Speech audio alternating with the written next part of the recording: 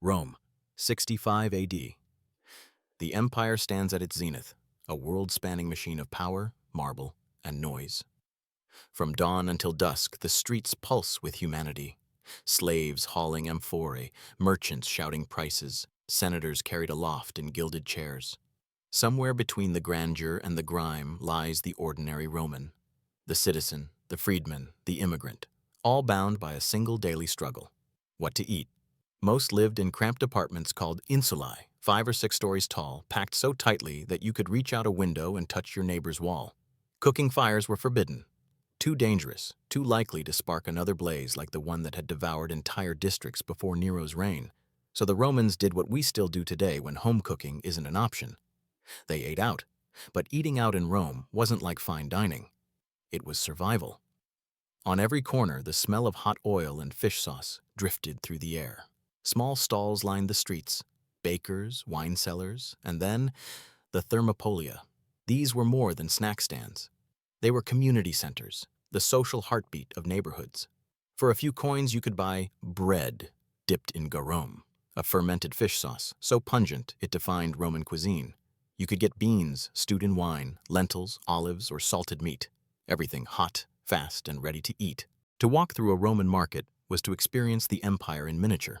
Greek olives, Egyptian grain, Syrian dates, Gallic cheese, all converging in a single bite. The empire's reach was on your plate. But the thermopolium wasn't just a business, it was a mirror of class. The rich had kitchens, cooks, and private dining rooms. The poor had counters and clay bowls. And yet, in that small space, under frescoes of gods and food beside a jar of steaming stew, everyone was equal, if only for a few minutes. Here's what most people don't realize. The Romans didn't invent fine dining. They invented convenience.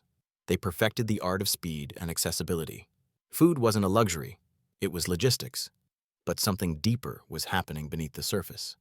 Because as these thermopolia spread through Rome's streets, they also reshaped its culture.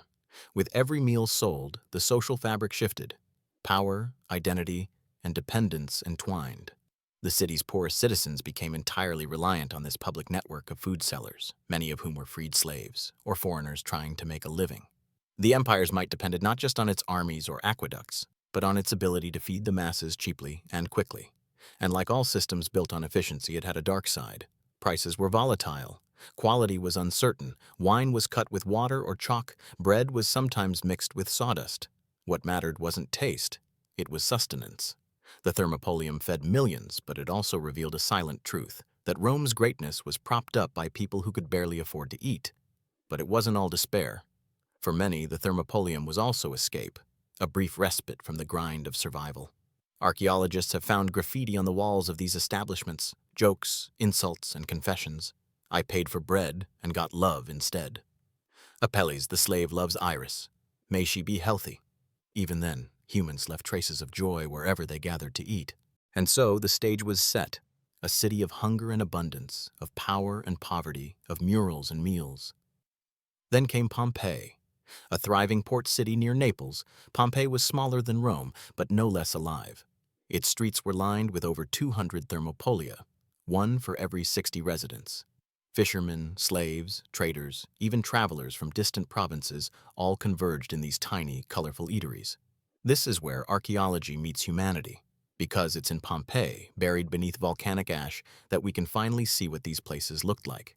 Counters still stand, jars still hold residue of meals long finished. Even the painted menus survive, showing ducks, roosters, and amphorae of wine. And among the thousands of artifacts recovered, one discovery would change how we see the Roman world entirely. A thermopolium, perfectly preserved, mid-service, with the remains of its final customers still nearby. This was not just a restaurant, it was a time capsule, and what archaeologists found inside would reveal not only what Romans ate, but how their entire society functioned.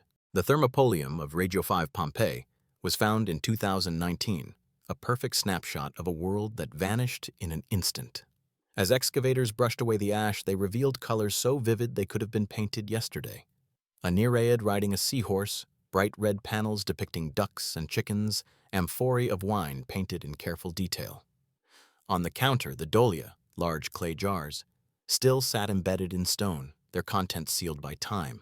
Inside those jars were traces of meals served on the day of the eruption: duck bones, pig fragments, fish, snails, and the residue of wine seasoned with beans. A Roman trick to enhance flavor and hide spoilage. In one corner, the skeleton of a small dog, still curled in place, told a quieter story of panic, sudden heat, and lives interrupted. But it wasn't just the beauty or the tragedy that stunned archaeologists. It was what the thermopolium represented, the full realization of a system that had quietly transformed Roman society. Because 2 centuries earlier, there had been no such thing as fast food in Rome. People cooked at home or ate in taverns. But as the city grew, as apartments rose and fire bans spread, a new demand emerged: the need for portable public meals. And once Rome invented the thermopolium, it never looked back. At first, they were humble stalls: a counter, a jar of soup, a few stools. But soon, competition sparked innovation. Bright murals drew in customers. Recipes evolved: lentils stewed in garum, sausages grilled over open fires, pastries dripping with honey. Some even offered entertainment: dice games, music, or a girl who would read your fortune between courses.